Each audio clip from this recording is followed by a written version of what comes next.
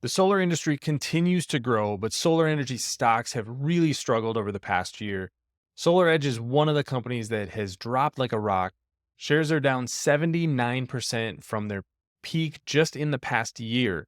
So the drop has really been dramatic for SolarEdge. And there's some reasons that SolarEdge specifically has been hit hard compared to a lot of its competitors, but this is really something that's hit the industry overall. So today I'm going to get into how SolarEdge recovers from this, what to look for in 2024, and why this could be a phenomenal recovery stock.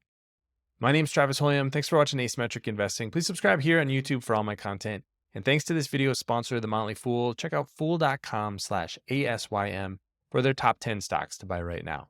And let's start with just some charts that show where SolarEdge has been recently.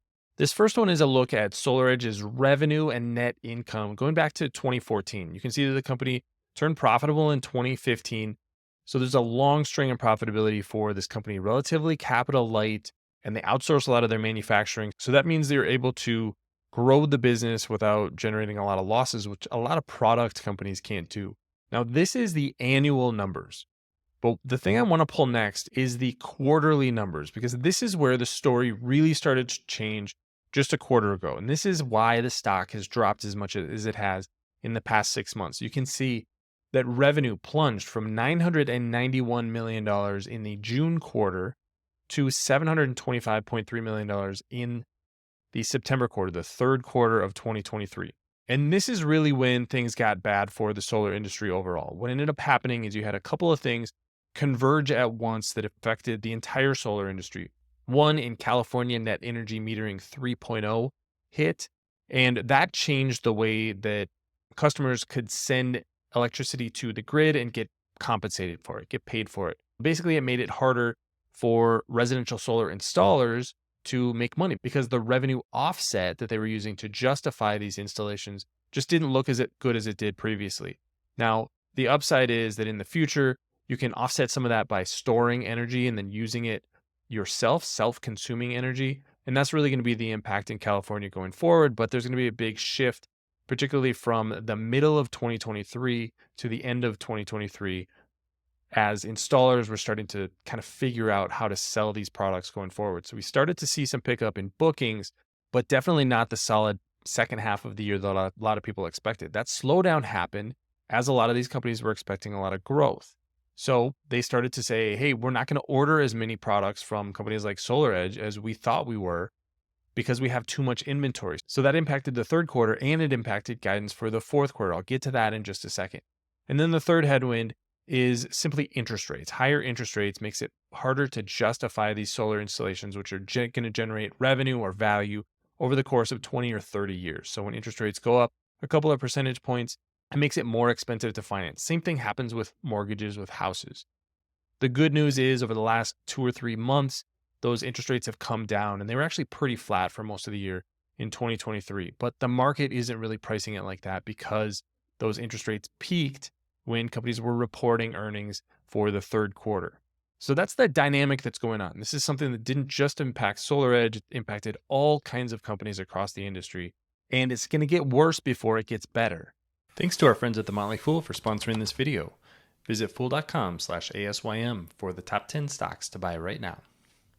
So here's where things start to get bad for SolarEdge. I talked earlier about $991 million in second quarter revenue, and that started to drop. The other thing that started to happen is we started to see margins deteriorate. Now, we did not see this at Enphase. So this is one of the reasons that SolarEdge has been hit harder than Enphase, is that not only is revenue dropping, but margins are falling as well. And what do they expect for the fourth quarter? This is guidance for the fourth quarter. We're going to go from $900 million in revenue down to $300 to $350 million in revenue. Just a massive drop in revenue, and margins are expected to deteriorate again to 5 to 8%. And that's including a benefit of 130 basis points for the IRA manufacturing tax credit. So just a massive deterioration in the business for SolarEdge. And that is the big reason the stock is down as much as it is. The bad news is this is likely going to make its way into the first quarter of 2024 as well. We're not going to go back to that $900 million in revenue number. But as the year goes on, as 2024 goes on, I think the results will get significantly better. So what's the reason for optimism? One is the balance sheet. SolarEdge has a market cap right now of a little over $4 billion, but there's $831.4 million in net cash on the balance sheet. On top of that, now this is partly a problem because you don't want to have a ton of inventory on the balance sheet, but there's $1.2 billion in inventory on the balance sheet. Once they start selling that down, you can start turning that into cash. So the balance sheet is pretty solid. There is a little bit of debt. I wouldn't mind management paying that off. But with the stock down as much as it is, almost a quarter of the value of the stock is available in net cash. So that's a nice backstop for the company. We are also seeing SolarEdge move into more and more markets. Commercial solutions. Now, this is something that's going to be the case for both commercial and residential. We have rooftop power optimizers, EV chargers, energy storage. If we go to the residential side of things, a lot of the same products, power optimizers, chargers, storage systems. They have the inverter, the energy hub, basically the brains behind the energy system for the home.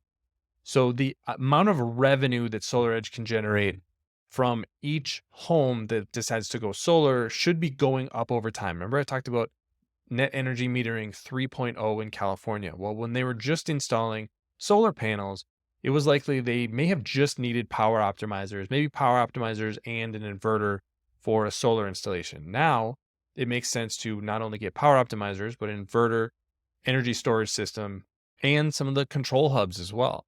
So there should be more revenue to be generated from each installation. Margins might come down a little bit because some of those products aren't necessarily as high value. They're a little bit more commodified, like a battery, but this should help SolarEdge's recovery when the market starts to pick up in 2024. So I think the case for SolarEdge is pretty simple.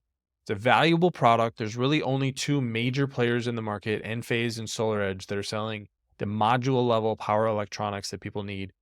Now, Enphase is, I think, arguably in a little bit better operating position, but typically these things ebb and flow. So when things are bad for SolarEdge, typically you would see things improve in the future as they improve their technology, take a little bit more market share, reduce their costs maybe.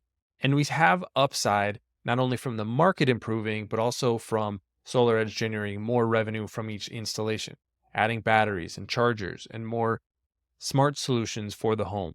In addition to that, they're getting more into the commercial market. Commercial market is a very difficult market, but another way to grow the business. So when you add all of those upsides and the recovery that should likely take place starting maybe in the first or second quarter of 2024, I think that's a really positive sign for SolarEdge and the solar industry in general. And now you have a company that has nearly a quarter of its market cap in cash. So they have the ability to buy competitors, pay down debt, buy back stock, and just weather this storm. And remember, SolarEdge has been very profitable over the years.